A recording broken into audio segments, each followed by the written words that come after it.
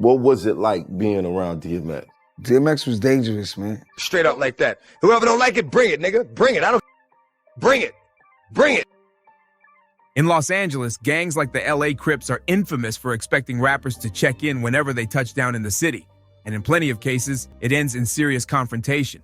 And nobody in this nigga crew running behind him to stop this nigga. So I'm like, whoever. But when they tried that move with DMX, But what was it like being around DMX?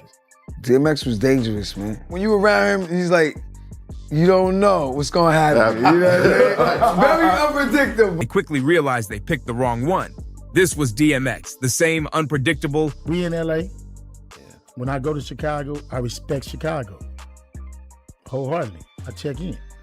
When I go to Atlanta, I check in. And I don't think nobody is safe. I know dudes right now from LA who are actual gang members who have been robbed for their jewelry.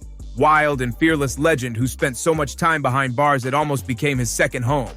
The man didn't fear chaos. The United States of America and all these countries have what is called airspace. If you invade their airspace with a plane, they consider that an act of war. You can choose not to, and it's gonna be a problem. If dudes come and you move it in a certain way, if you choose not to check in, suffer the consequences. He was chaos. For years, checking in has been part of this twisted street culture where gangs try to extort rappers for money or respect. Big U, one of the main names tied to this so-called system, who's now sitting behind bars, even said it's mandatory for rappers to check in when they visit certain cities. We had a show, me, him, and Big Pun in Brooklyn. And after the show, we stopped at the gas station. Meanwhile, the whole crowd was just going, stop, shut him down, open up, chop, ho. Like, DMX was crazy. He tried to justify it with some wild analogy, saying it's like military airspace. You can't just fly through without permission. But come on, people see right through that. Many argue it's nonsense because these gangs only target black rappers and celebrities, turning their own communities into gatekeeping zones. And that's crazy. But if there was ever one rapper they couldn't intimidate, it was DMX. Trying to check him was like lighting a match next to gasoline. DMX wasn't about to bow to anyone. He was raw, unpredictable, and straight up fearless. Fat Joe even shared a wild story. He, DMX, and Big Pun had just wrapped a show and stopped at a gas station. We on stage, right? And we doing Party Up and we killing it, you know what I'm saying? DMX accidentally snuffs me.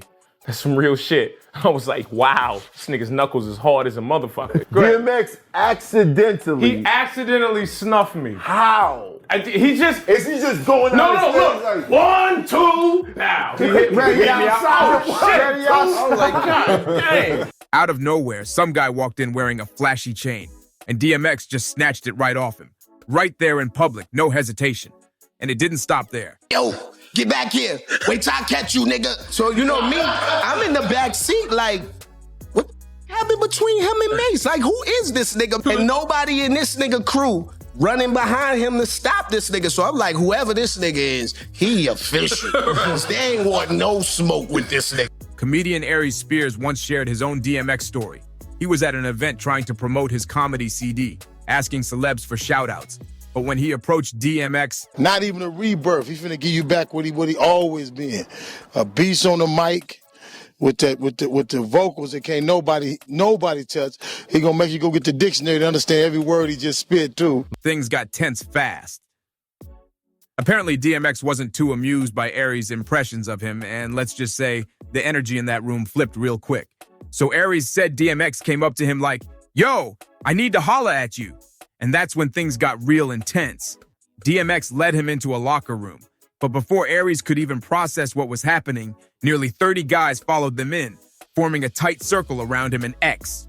The bodyguard slammed the door shut, locking everyone inside. And now Aries was trapped in a room full of DMX's crew. DMX started grilling him about those impressions Aries used to do, asking if he thought it was funny to mock him like that. Aries tried to explain it was all love, even tried to pitch his CD like he'd been doing with other celebs. That's when DMX leaned in and said, come to my hotel later, let me hear it. If it's good, cool. If it's not, and then he let out that signature growl that sent chills through the room. But the wildest part, Aries swore DMX pulled a razor blade straight from under his tongue while saying it. Who even does that? After seeing that, Aries said there was no way he was showing up at that hotel. And it wasn't just Aries who had crazy DMX stories. Jay Pharoah did too. He said during a live performance with DMX, X got so hyped up, throwing punches in the air, barking and jumping around, that he accidentally socked Jay right in the face mid-performance. That's how wild the energy was. Nobody was safe when DMX was in the zone. Even Memphis Bleek had a wild memory. He said Bad Boy Records were chilling on a Miami beach when Mace pulled up on a scooter. The second DMX spotted him, he bolted after him. Bleek couldn't believe what he was seeing. That was his first time meeting DMX, and he said it was like watching a storm in human form. And then came DMX versus Kurupt. And trust me, it got serious. I don't like Eve. Like, I don't like her. It has nothing to do with music. It's something that she did that was very disrespectful. DMX didn't fear anyone, not even gang ties. Kurupt was a well-known rapper and a member of the Crips, managed by Big U, one of the top names in the Rollin' 60s. But DMX didn't care at all. Their tension got so heated that Kurupt eventually became the target of a hit. 2 of his bodyguards ended up unalived, and Kurupt barely escaped alive. Rumors immediately started flying that DMX might have been behind it, and given his wild, untouchable rep at the time, people actually believed it. Back in the early 90s, DMX was the undisputed underground king of New York's rap scene, while Kurupt was just breaking through on the West Coast. By 1992, at only 19, Kurupt and his partner Daz Dillinger had just signed with Death Row Records, and the streets were watching every move. Together, Kurupt and Daz Dillinger formed Tha Dog Pound, with Kurupt repping the Rollin' 60s Crips and Daz holding it down for the Rollin' 20s Crip out of Long Beach, California. So was you and X issue actually over her? Totally. Oh, so X was messing with her when y'all was together? Totally. Then she took one of my concepts. We was gonna make a record called The Dog and the Fox. No. Yeah. Wow. And then she went and did it with Earl. Before long, the duo grew into a full-blown powerhouse, the Dog Pound Gangsta Clique, with legends like Snoop Dogg, Nate Dogg, and RBX joining in. That lineup was pure fire. Their first big break came when they showed up all over Dr. Dre's 1992 classic, The Chronic. That project didn't just change hip-hop, it introduced the world to Death Row's raw, West Coast dominance. By the next year, Tha Dog Pound had solidified themselves even more, jumping on multiple tracks for Snoop Dogg's iconic debut album, Doggy Style. Those appearances made it clear Kurupt and Daz weren't background players, they were key soldiers in Death Row's takeover. By 1994, Tha Dog Pound was ready to take center stage on their own terms. They dropped the single, What Would You Do?, a bold, in-your-face record that even snagged a Grammy nomination in 1996 for Best Rap Performance by a Duo or Group. When their debut album, Dog Food, dropped on October 31st, 1995, it exploded. It debuted straight at #1 on the Billboard 200 and sold over 270,000 copies in just 1 week. That was huge. It proved Tha Dog Pound was officially one of the hottest acts in the game. By 96, Kurupt's personal life started getting just as wild as his career. He was dating Brooklyn rapper Foxy Brown, and by 1997, the two were engaged. But while he was busy living that superstar life on the West Coast, things on the East Coast were shifting in a major way. That's when DMX came crashing onto the scene. After signing with Def Jam, he dropped Get At Me Dog in February 1998, and the song blew up. It peaked at number 39 on the Billboard charts, but more importantly, it showed the world that DMX was something the game hadn't seen before: raw, real, and relentless. Then came It's Dark and Hell Is Hot, his debut album that turned the rap world upside down. It was dark, gritty, and electric, the kind of project that made people feel something. DMX instantly became one of the biggest names in hip-hop, but right when both artists were on top of the world, the drama hit. Around mid-1998, word started spreading like wildfire that DMX and Foxy Brown, Kurupt's fiancé, Kurupt, he killed 2 of his bodyguards. They're trying to kill him. Killed 2 of his bodyguards. They blamed it on me because he made a song about me. Even though nobody really heard the song. You know, being that he made a song about me, I had to be the one doing it. I'm not pissed off at a whack. We're getting a little too close. The streets were talking, the rumors were loud, and suddenly, what started as industry gossip was turning into full-blown chaos. According to Foxy Brown, it was Eve, from Rough Riders, who spilled the tea to Kurupt, claiming there was something going on between Foxy and DMX. That single move blew everything up. It caused serious tension between Foxy and Eve, with Foxy swearing that nothing really happened, that DMX just had a little crush on her. She accused Eve of taking it way too far and stirring up drama that didn't even need to exist. The timing made everything worse. Both Foxy and DMX were signed to Def Jam, and they were spending that summer together on the Survival of the Illest tour. You already know what happens when you mix fame, rumors, and two powerful artists on the same stage night after night. Flesh of my flesh, blood of my blood. And it went straight into classic territory. But one track in particular, Bring Your Whole Crew, had fans talking like crazy. The lyrics were dark and aggressive, with DMX spitting lines about being out for blood and mentioning the Crips being at battle, which immediately had people thinking he was taking shots at Kurupt, who was known to be affiliated with the Crips. In that same song, DMX asked, "How much trash can you talk with your lips on the floor?" and called someone a B before referring to a fake pit. And that line sent fans spiraling. People started piecing it together, saying he was comparing Kurupt to a fake pit bull, tying it to his dog pound roots. It didn't stop there either. DMX rapped about choking and ending someone, and everyone interpreted that as a not-so-subtle warning to Kurupt to back off before things turned fatal. While DMX never confirmed it was a direct diss, the timing lined up too perfectly to ignore. Got word that DMX had been seen hanging around Foxy Brown behind his back, and that's when everything hit the fan. On January 26, 1999, Foxy dropped her second studio album, China Doll, and one track in particular, Dog and a Fox featuring DMX, made everyone's jaw drop. The title alone was suspicious, and with DMX's verse full of his signature growls and tension-soaked bars, fans were convinced the record was a messy musical middle finger aimed straight at Kurupt. Two questions. How are you dealing with the conflict with Kurupt? All right. First of all, there is no conflict with Kurupt. You know, so I'm not dealing with anything. That collab between Foxy Brown and DMX didn't just confirm they were hanging out, it practically set the industry on fire. And to make it even messier, Kurupt claimed that the entire concept for Dog and a Fox was supposed to be his song with Foxy. If that's true, that's a brutal betrayal, like twisting the knife right in front of him. The tension between Kurupt and DMX was officially reaching boiling point.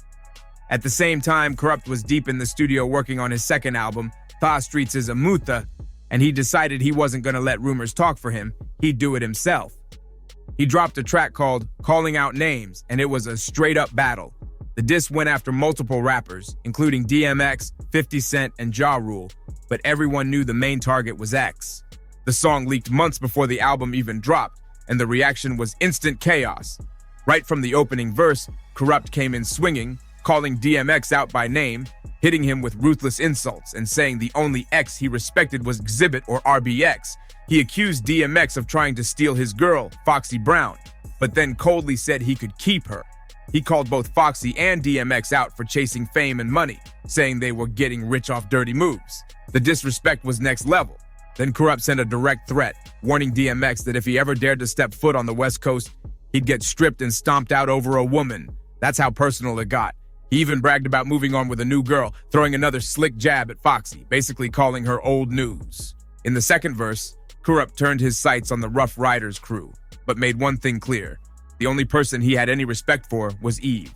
That little detail actually lined up with what Foxy Brown had said earlier, that Eve was the one who told Kurupt about her situation with DMX. So, Kurupt shouting her out almost felt like confirmation that Foxy's story wasn't just talk. But Kurupt didn't stop there. He went all in saying, F Rough Riders, F the Firm, and F Belly. That was a bold move. The Firm was the rap supergroup Foxy was part of, alongside Nas, while Belly was the 1998 cult classic film starring DMX and Nas. By calling both out, Kurupt was basically setting fire to everyone tied to Foxy and X. And to make things even wilder, Nas caught a stray in the process. Kurupt dragged him in because Nas had publicly commented on the whole situation during an XXL interview, where he'd casually said Foxy probably should have been with someone from New York. That one line added gasoline to an already burning feud, and from that point, there was no going back. To make things even more savage, Kurupt ended his diss track by straight-up mocking DMX's iconic "Get at me, dog" line, copying his rough, growling delivery, and twisting it into a taunt. In the original version of Calling Out Names, Kurupt didn't waste any time. He came for DMX right from the jump, mocking his voice and his whole energy. It was bold, disrespectful, and personal. Kurupt wasn't holding anything back. But the drama didn't stop with words. Just weeks after Kurupt dropped that track, things took a dark and fatal turn.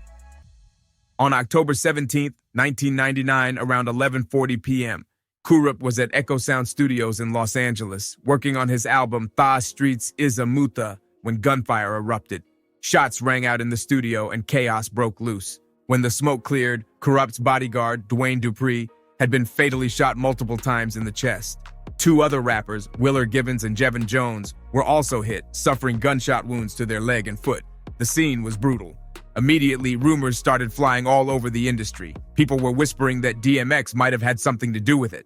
The timing was just too close, and with Kurupt's diss still fresh, fans and insiders began speculating that the beef had turned violent. But DMX's camp didn't waste time shutting that down. A spokesperson quickly released a statement saying, "DMX is in Miami recording his album. It's unfortunate that this act of nature happened. DMX has no knowledge of this. I just got off the phone with him." DMX himself also came forward, furious about the accusations, making it clear he had nothing to do with the shooting. He said he was pissed off at the whack rumors. But even with his denials, not everyone was convinced. His wild rep made people question if there was more to the story. Then, exactly a month later, on November 16th, 1999, Kurupt officially dropped his album Tha Streets Is a Mutha. And, as expected, calling out names was right there on the track list, fully intact, full of venom. But Kurupt didn't stop there. On another track, Who Ride With Us, he took things to another level of trolling. At the end of the song, there's a skit where Kurupt pretends to flip through fake radio stations, and one of them plays a mock version of DMX, a fake DMX voice growling into the mic, complete with barking and exaggerated ad-libs, clearly meant to clown him. It was petty, it was funny, but it was also dangerous because fans knew DMX wasn't the type to laugh it off. And sure enough, he didn't. Not long after, DMX struck back, hard. On December 21st, 1999, he dropped his third studio album. And then there was X, one of the biggest releases of his career. And hidden behind the hype and club energy of the record was a direct response. Party Up, Up in Here. Most people know it as a high-energy anthem, but behind those playful hooks was pure venom. The song is widely believed to be a slick diss aimed straight at Kurupt. From the opening line, "Y'all gon' make me lose my mind. Up in here, DMX set the tone. It wasn't just a warning, it was a threat wrapped in a hit record. He was basically saying, keep pushing me, and I'll lose it for real. DMX didn't just fire back, he obliterated the competition. On Party Up, Up in Here, he came swinging with sharp lines that cut deep, calling out cowards and warning that certain crews could get done with dumb quick. Fans couldn't help but notice how that line seemed to eerily mirror the Echo Sound Studio shooting, especially when DMX mentioned guns clicking and fights breaking out over some dumb It was like he was flipping the whole situation into a lyrical flex. Then came the second verse, and that's where things got personal, real personal. DMX started calling out rappers as characters who weren't even good actors, a bar that many instantly linked to Kurupt, hinting that his whole tough image was just an act. Then he amped it up even more, calling someone whack and twisted, and even dragged Kurupt's love life into it by referring to Foxy Brown as a hoe. That one word hit like a bomb. Everyone knew exactly who he was talking about, and DMX didn't care who caught the smoke. He even vented about how foolish it was for men to fight over women who didn't belong to them. Another dagger aimed straight at Kurupt and the whole Foxy Brown mess. DMX was basically saying, you started all this over a girl who wasn't even yours. It was savage. By the time the third verse hit, DMX was in full beast mode. He growled out threats, saying he was gonna shut someone up permanently, and warned, you keep running your mouth, you gonna blow your lung out. Then he hinted at making someone go missing, which only poured gasoline on the rumors that he might have had something to do with that Echo Studios attack. Fans were losing it, connecting every lyric back to the drama. But what made Party Up such a fatal comeback wasn't just the bars. It was the success. The track became a global smash hit, blasting from every radio, club, and movie soundtrack imaginable. DMX had just turned his diss into an anthem. For Kurupt, hearing his rival's taunts echoing worldwide must have been pure humiliation, the ultimate defeat. DMX didn't need to drop another diss record. He proved he could win a beef by dropping a chart-topping classic. Then came January 17, 2000, the American Music Awards at the Shrine Auditorium in Los Angeles. DMX showed up and slayed it. But what had everyone talking was his moment in the press room. Reporters couldn't resist.